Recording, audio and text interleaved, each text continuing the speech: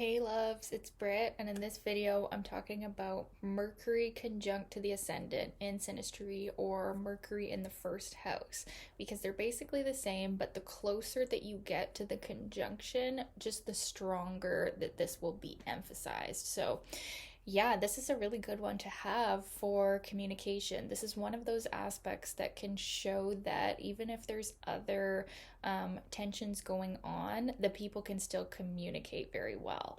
So, the way that the Mercury person thinks and expresses themselves is how the Ascendant person acts and is like their primary mode of being. And so, the physical aspect and the outward expression of the ascendant person is identical to the way that the Mercury person is thinking about things.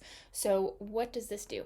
It causes the Mercury person to be usually extra chatty and open with the ascendant person because they see them as someone who is very similar and very easy to talk to and very activating, at least mentally, for the Mercury person. And then the ascendant person feels like the Mercury person is like, it could even be like a bit of a student to them, or vice versa. It could be kind of a student teacher vibe with Mercury conjunct ascendant. But yeah, the ascendant person too feels like when the Mercury person is communicating or expressing themselves, it kind of like puts the limelight on them and they feel like they can be more of themselves. They can be even a stronger version of themselves. So you'll see like whatever sign this conjunction is taking place in, or whatever sign is the first house of the person or the people, you're going to see that really being expressed kind of like on overload.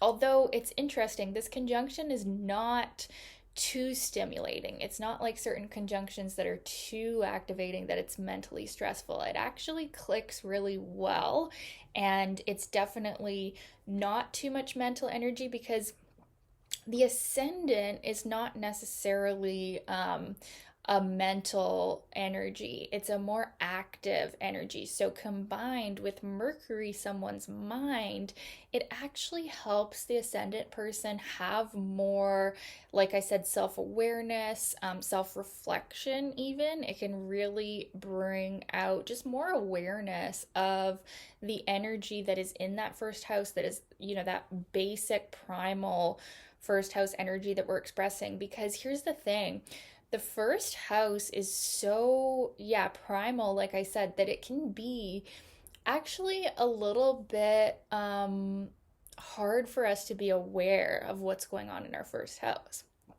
because it's just so close to us. It's like we can't see what's right under our nose, right?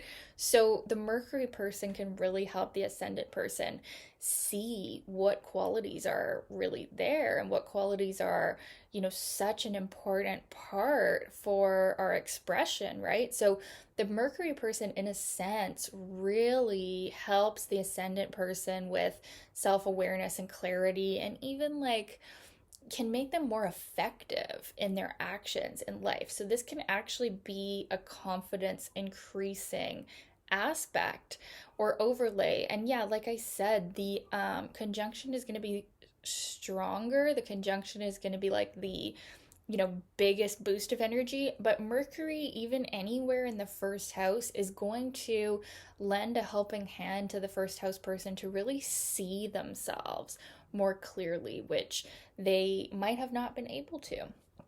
So it can end up making the ascendant person much more effective in their self expression.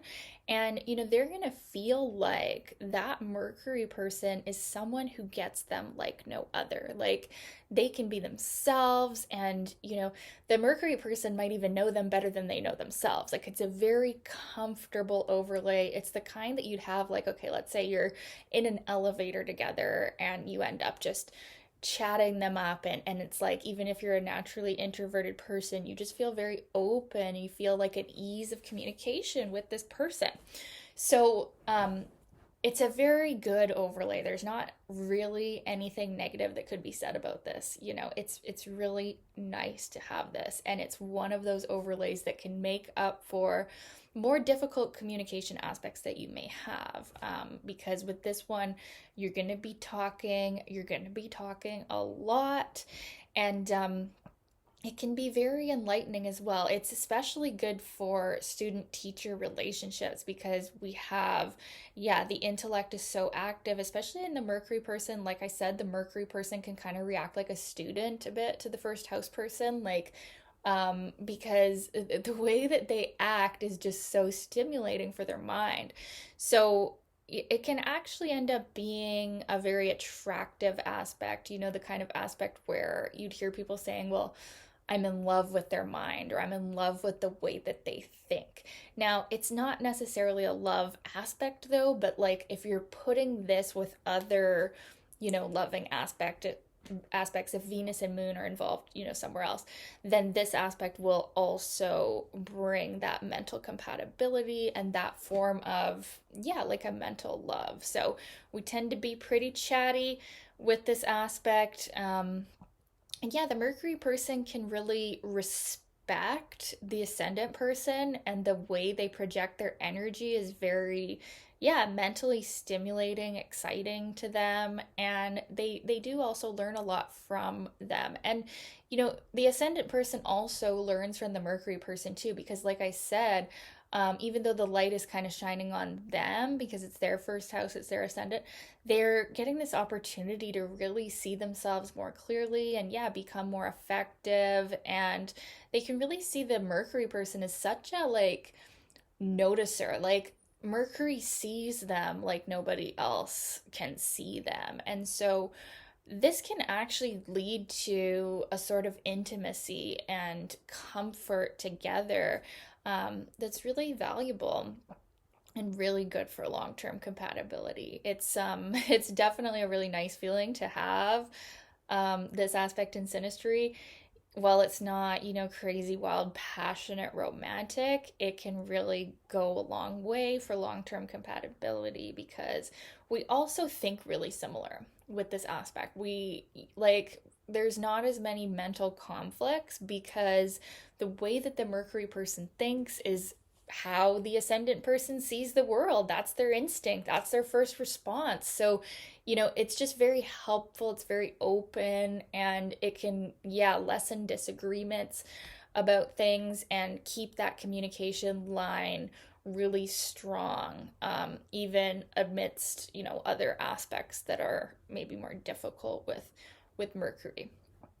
So, they can also really want to explore things together. Like, it definitely is a more extroverted energy. So like two introverts with this aspect or this overlay can get out there more and be communicating with more people, more chatty, more into intellectual pursuits as well. Like, you can kind of really work well together as far as like taking a class or going on a short trips together, like going to the library, going to the bookstore, going to the mall, whatever. You like doing stuff together because there's that open flow. There's maybe not a lot of silence, unless Mercury and the Ascendant are in a more introverted sign. There's just such an open flow that it's kind of fun to do anything with this aspect when you have it. So it's a really nice one to have, really good understanding. The ability to stay friends or be friends because it's a friendly aspect. You're not going to see Mercury making demands on the Ascendant, like, hey, you be like this. And you're not going to see the Ascendant making demands over Mercury either. It's just a very open, like, lighthearted, friendly exchange it's going to be really chatty and really fun. So I'd love to know your experience of this overlay or this conjunction. What was it like for you? Was it like this? Let me know in the comments. And thanks for your requests, you guys. Keep them coming, and we'll talk soon. Okay, bye.